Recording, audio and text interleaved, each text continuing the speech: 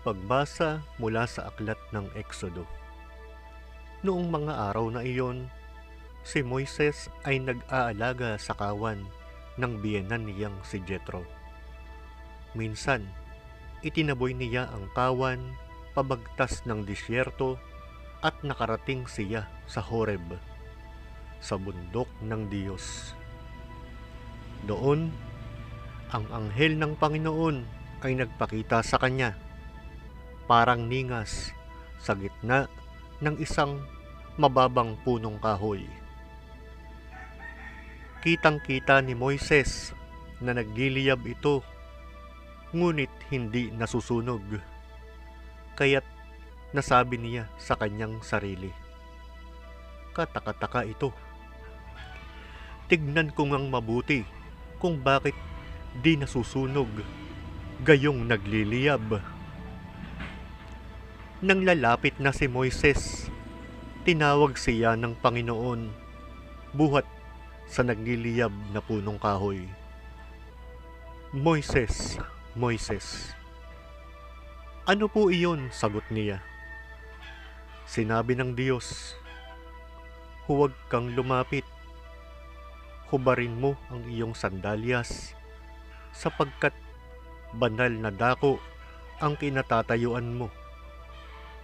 Ako ang Diyos ng iyong mga magulang, nina Abraham, Isaac at Jacob." Tinakpan ni Moises ang kanyang muka, pagkat natatakot siyang tumingin sa Diyos.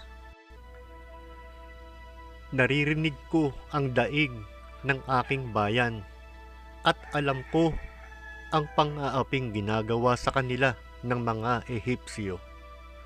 Kaya papupuntahin kita sa Paraon upang ilabas mo sa Ehipto ang aking bayan." Sumagot si Moises, "Sino po akong haharap sa Paraon at maglalabas ng bayang Israel mula sa Ehipto? Huwag kang mag-alaala, hindi kita pababayaan. At ito ang magiging katibayan na ako ang nagsugo sa iyo. Sa bundok ding ito, sasambahin ninyo ako kapag nailabas mo na sa Ehipto ang aking bayan," sabi ng Panginoon. Ang salita ng Diyos. Salamat sa Diyos. Salmong tugunan. Ang ating mahabaging Diyos ay nagmamagandang loob. Panginooy papurihan, purihin mo, kaluluwa, ang pangalan niyang banal, purihin mo sa tuwina. Ikaw, aking kaluluwa, ang Diyos ay papurihan, at huwag mong lilimutin yaong kanyang kabutihan. Ang ating mahabaging Diyos ay nagmamagandang loob. Ang lahat kong kasalanay, siya ang nagpapatawad. Ang anumang aking sakit, ginagamot niyang lahat. Sa bingit ng kamatayan, ako ay inililigtas, at pinagpapala ako sa pag-ibig niya't habag. Ang ating mahabaging Diyos ay nagmamagandang loob. Ang puon ay humahatol, ang gawad ay katarungan. Natatamo ng inapi ang kanilang karapatan. Ang balangkas niya't utos kay Moises ibinilin, ang kahanga-hangang gaway na saksihan ng Israel. Ang ating mahabaging Diyos ay nagmamagandang loob. Aleluya! Aleluya! Aleluya! Papuri sa Diyos Ama, pagkat ipinapahayag niya, hari siya ng mga aba. Aleluya! Aleluya!